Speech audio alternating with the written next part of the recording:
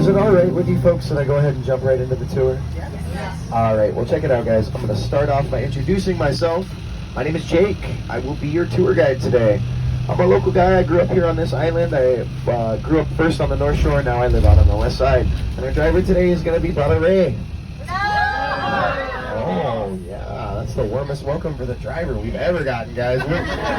He's loving you guys now. He's going to make sure we got the most beautiful and scenic route along the way. So Waikiki means, guys, Vai is fresh water. And Kiki means to dance or to bubble or to boil. It's approximately 2 miles in circumference.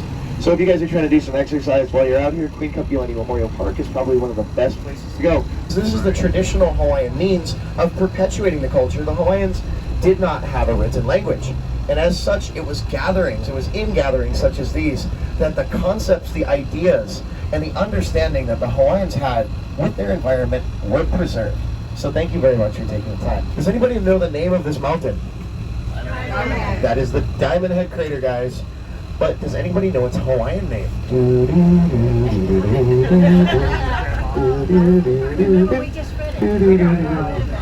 Alright, ladies and gentlemen, the name of this mountain is Pu'ule'ahi. Can you guys say Pu'ule'ahi? Pu'u means a peak or a mountaintop or something that bulges or something that sticks out. And Le'ahi, ladies and gentlemen, is the Hawaiian name for the blue marlin. The reason this mountain bears its name, when you observe it from the Waikiki side, you trace the ridgeline, and it resembles dorsal fin, or that big fin that runs along the back of the blue marlin. Also, ladies and gentlemen, when you look to the right, look off the coast, notice the many shades of blue. Each one of these shades of blue corresponds to a different depth in the ocean in this area. And you guys see where it's darkest? You guys see where the dark blue is? That's about 10,000 feet deep. It was not uncommon for the native Hawaiian fishermen and voyagers, when fishing off of the coast in this area, to catch the blue marlin in these deep and nutrient-rich waters. As such, guys, the Hawaiians preserved this knowledge in the name Pu'ule'ahi.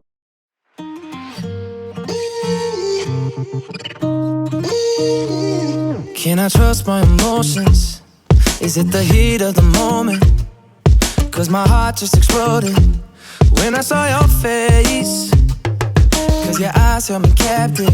Ooh, I ain't asking for ransom, and I'm still not reacting.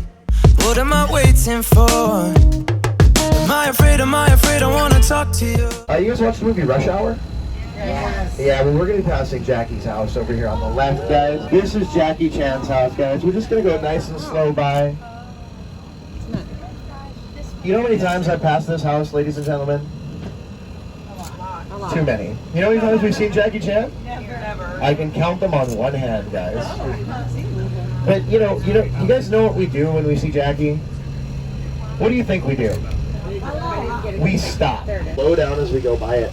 And what I want you folks to notice are the many rooms. This is a 5-home, 40-bedroom estate. Not this home right here, but the other one right next to it, guys. This is Bill Gates' house. You guys see all these windows? Each one of these is its own bedroom, guys. And there are 4 homes on this estate. And I think an understanding of this is necessary moving forward. This concept I'm about to teach you guys is the concept of Aina. Can you guys say Aina? Aina. Well, Aina, ladies and gentlemen, means land. But unfortunately, to define the word Aina as land does not adequately capture the concept that is rooted in the word. So let's break the word apart so maybe we can have a little bit better understanding. The word I means yes. Does everyone understand? Yes. Aina. What happened, guys? We started out so good. Does everybody understand? Aina. All right. Well, check it out, guys. Like many other words in native languages, especially in Hawaiian and other Polynesian languages, these words have multiple meanings. And these meanings are inferred based on the intonation that is used and the context where these words are located. So in this case, guys, the word I does not mean yes, but rather it means food. And I find it very interesting to examine that the word for the affirmative, the word for the confirmation, the word for positive in Hawaiian is also the word for food. When we attach the particle na onto any word, it denotes plural, similarly to an S on the end, guys. So when we say the word Aina, we are not just referring to the land, but we are referring to it as the source of food and everything from the clouds that hang above the mountains to the ocean that fills the holes in the reef, guys. This is Aina because historically, in these lands, that is the source of food. It's where it starts, guys. Then we'll take that donut that's been rolled in sugar and it's light and fluffy, and we'll take some custard or dobosh or maybe some of our local confections like guava jam or lilikoi butter or even coconut pudding, and we'll just stick a needle inside and shoot it up full of all that goodness, guys. And you guys really, if you haven't been to Leonard's, go.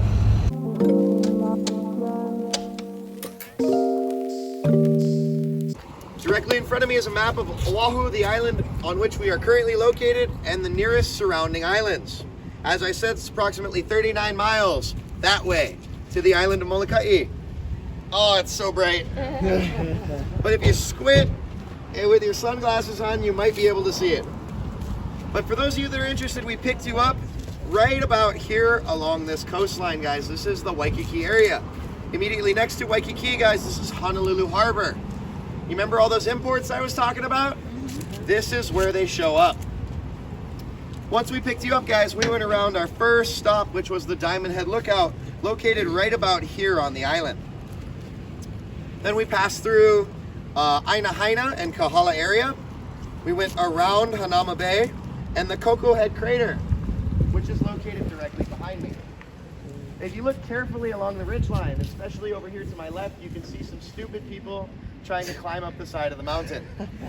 These people did not use the trail. That is not a marked trail, and they are in really bad shape, guys. If you guys want to climb this mountain, I've got plenty of information about all the hikes on the island, and I'll be sure to fill you in. If we look down the coast, guys, that point sticking out directly to my left is the easternmost shore of here along this side. It's one of the most beautiful sides of the island. It is lush, it is green, it is tropical, it is beautiful. And there's tons of things for us to see along that coastline. But at some point, after we eat our lunch, and if we can, after we go to the beach, we will arrive at the northernmost point of the island, beyond which we will be traveling approximately 7 miles down what is referred to as the surfing capital of the world, the North Shore of Oahu, or the 7 Mile Miracle. For those of you that are interested, that's my hometown, that's where I grew up, and I'll tell you all about it when we get there. Afterwards, we're going to be passing through the central portion of the island, through the Dole pineapple fields, and eventually getting to the plantation, stopping at the Wailua coffee plantation, if time permitting, and working our way back to Waikiki. For those of you that are trying to get some iconic photos, to my right, we got Eternity Beach, to my left, Sandy Beach Park, and directly in front of me, the Halona Blowhole.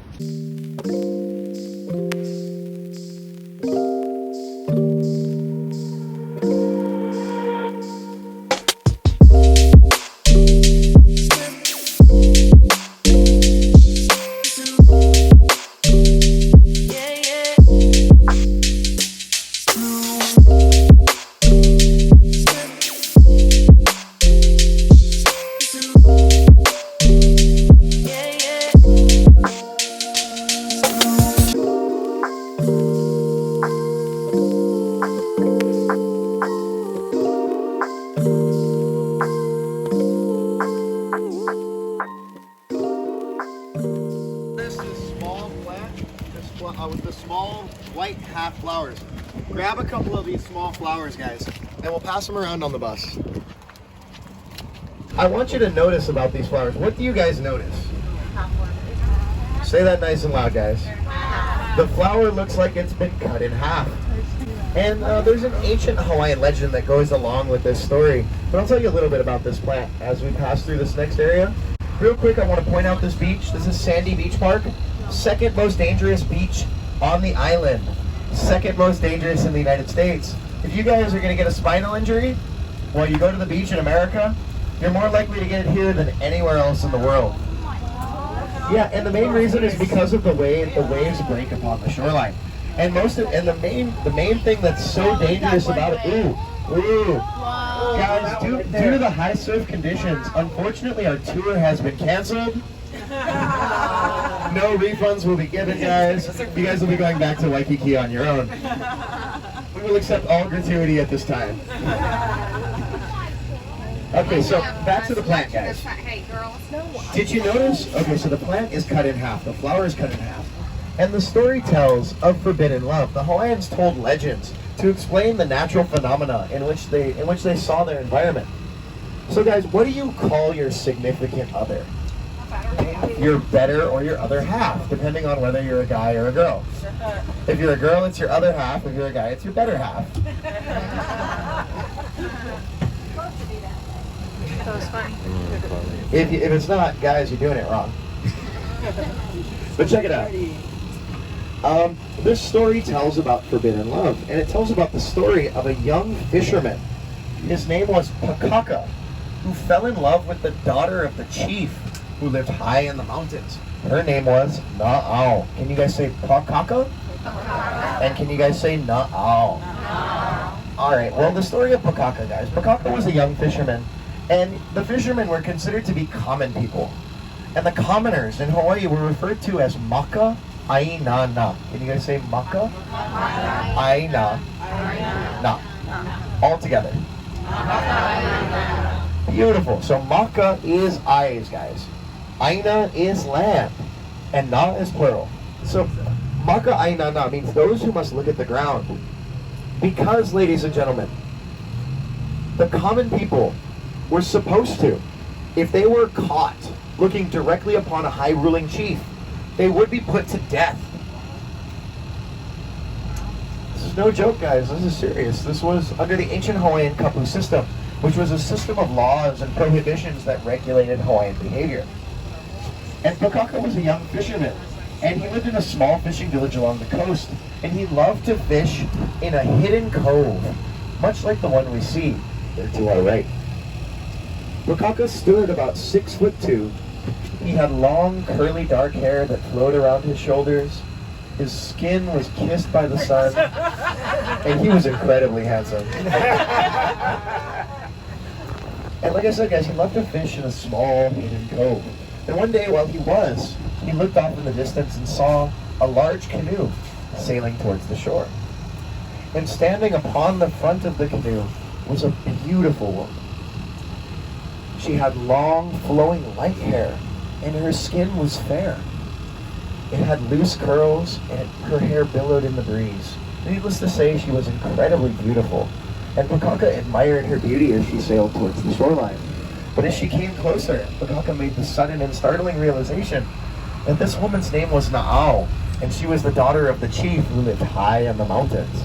And Pakaka, having adored her beauty so unabashedly, knew he would be put to death if he was caught.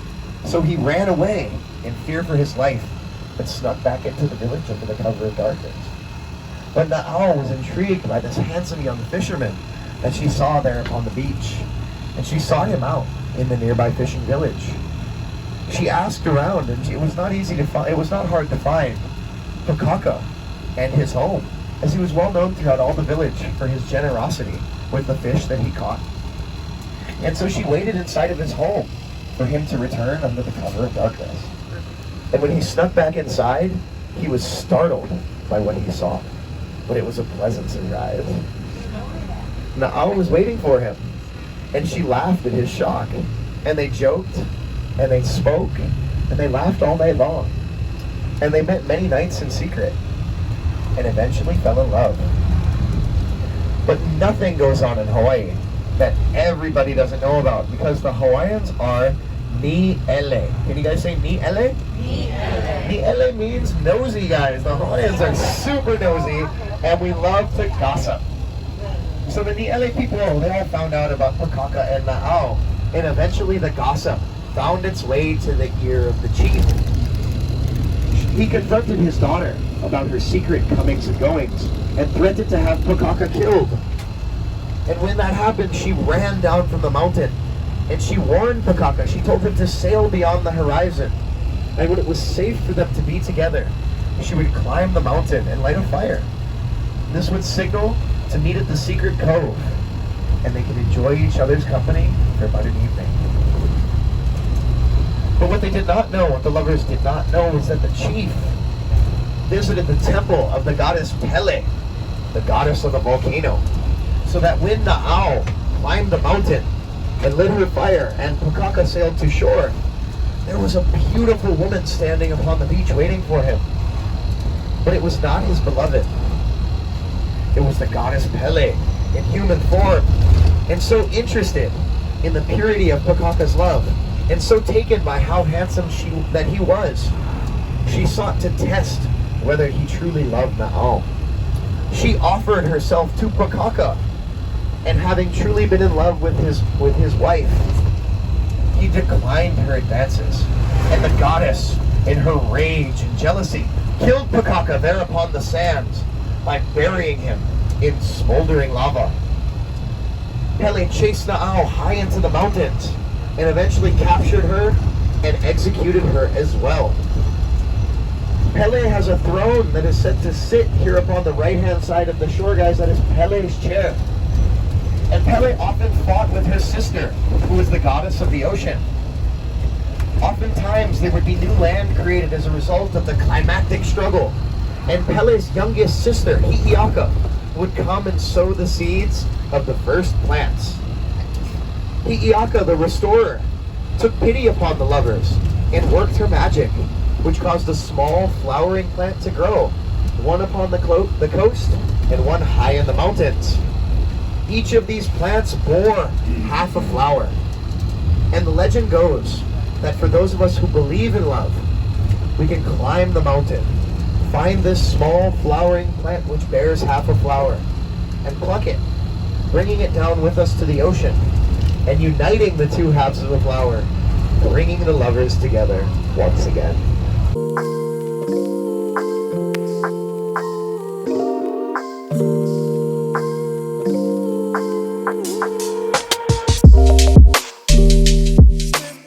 I don't trust anyone who works here. You know why? They're always horsing around. But seriously, you can check it out, guys. They do have a website. You can book them online. Island, one of only two that was able to successfully launch planes in response to the Japanese raid on Pearl Harbor, guys. Just a little bit of military history, and the reason they were successful is because of the clandestine nature of this area. Okay guys, so we started our tour. I really got to update you. I did have my first legal drink. I had a mimosa at the deck this morning. And right now we're on our tour, obviously, so you'll see all that footage now. This story tells the story of the first Hawaiian man who was born of the earth and the sky. The earth they referred to as their mother, and they called her Papa Hanu'omoku, or simply Papa. The sky father was referred to as Wakea Ikakaika Wakea. Sorry guys. But Wakea and Papa were said to be among the first beings to pull themselves from the void in the Hawaiian creation story. And they came together. And together they have always been.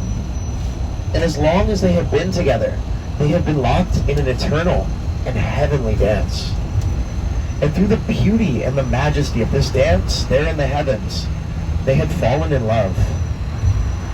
And through this love, in its consummation, the Earth Mother became Hapai. Hapai means to carry, but in this case, to carry a child. And the Earth Mother was pregnant, and the Sky Father rejoiced, and and the sun shone brightly over the earth for many days. But eventually, it came time for the Earth Mother to give birth to her child, and so she left the side of the Sky Father and entered into her hale, or her home, to begin her labor. And the Sky Father waited impatiently outside, and from outside of his home he could hear the screams of his beloved from the agony of the childbirth. He could feel the earth shaking beneath his feet, and he even witnessed it split in a number of places. And the labor was long and difficult, and lasted all through the day and deep into the night.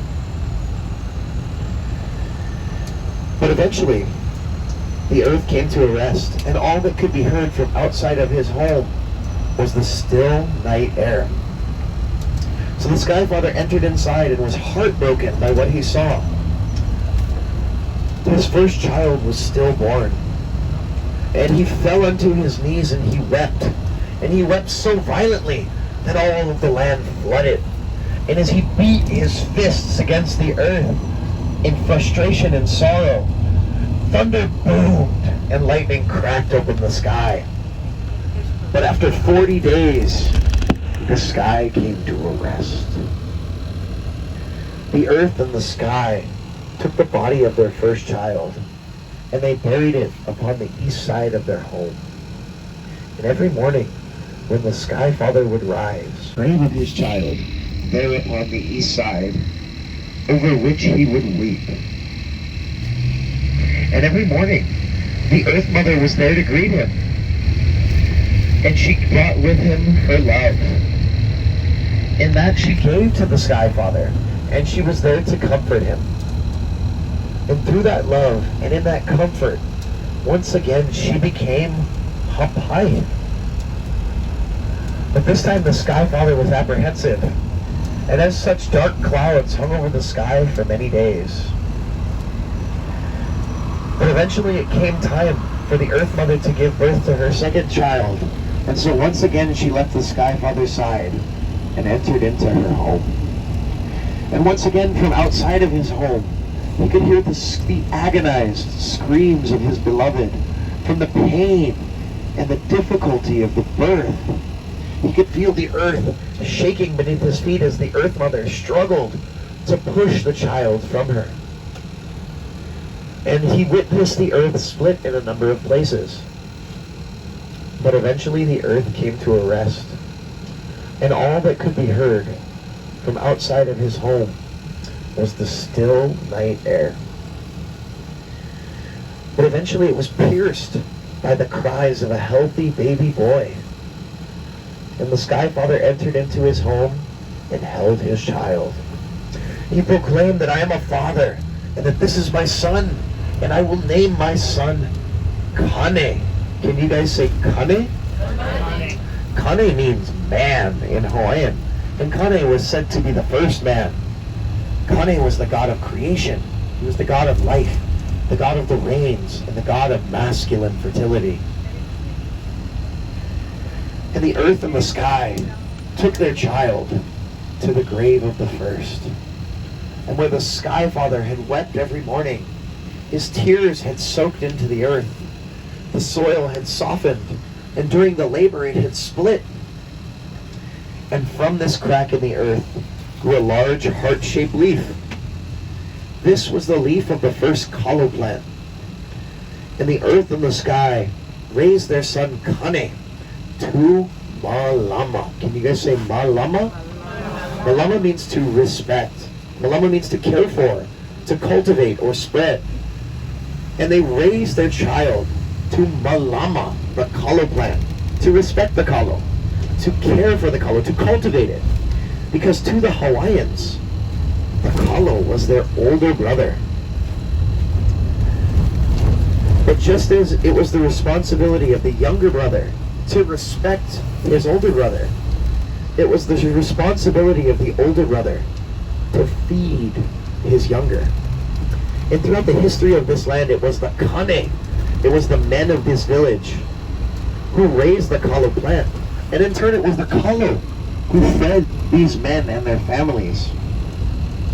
And ladies and gentlemen, that was the story of the first Hawaiian man who was born of the earth and the sky. I want you folks to look to the right and appreciate the advanced watershed management techniques, as this whole area used to be kalo patches that fed right into this native Hawaiian fish farm.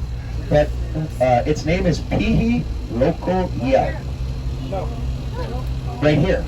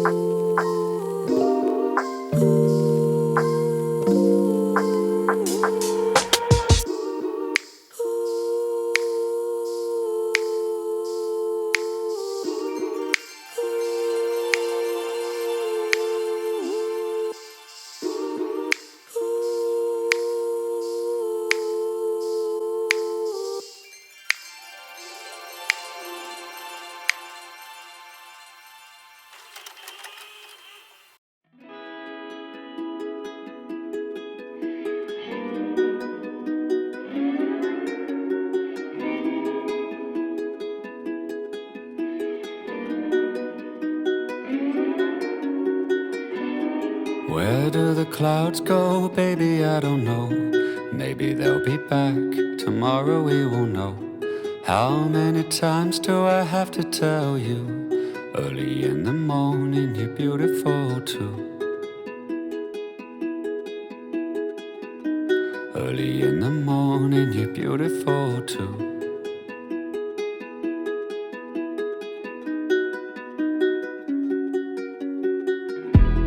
Counting the grains of sand upon the beach. Somehow that number is always out of reach. How can I tell you the way you make me feel? All of my thoughts begin and end with you. All of my thoughts begin and end with you. Access road, and notice the valley when we come around the point, guys. That access road was used for filming 50 First Dates. Lucy used to drive that road as a quote-unquote shortcut going home. But ladies and gentlemen, we laughed whenever we saw that movie because that road leads to nowhere. But check it out, along that road, that was where Adam Sandler laid the penguin down upon the street to try to get Lucy to stop. And then Rob Schneider got beaten savagely with a baseball bat. You guys remember that scene? Well, you guys saw 50 First Dates, right? Well, how many of you saw Jurassic Park? Everybody? Did everybody see Jurassic Park? Alright, so there was a scene in the movie. Did everybody get the order form, guys? Did everybody get the order form? I gotta put in those orders soon, guys. But there was a scene in Jurassic Park. There was a scene in Jurassic Park, guys, where it flashes, at the end of the movie, it flashes to a scene in a densely forested area. It says, somewhere in Costa Rica. And it's got like dinosaur eggs and they're hatching, and it like is the prelude for Jurassic Park 2. You guys remember this scene? Yes. Well, ladies and gentlemen, look to your left. Welcome to Costa Rica.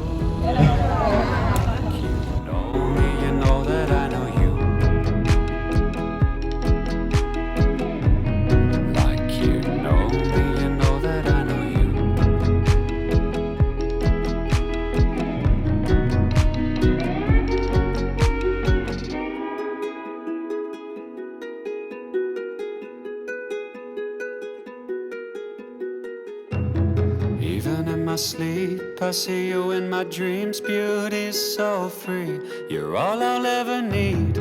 How can I explain the way you make me feel? All that I can say is I know you like you know me. You know that I know you. I know you like you know me. You know that I know you.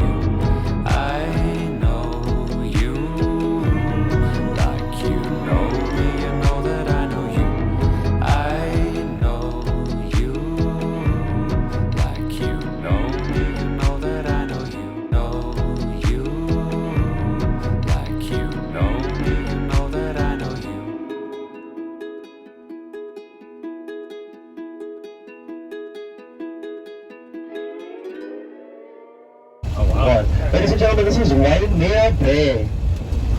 For those of you that are interested, Waimea means red water because of the abundance of iron-rich soil up in the valley.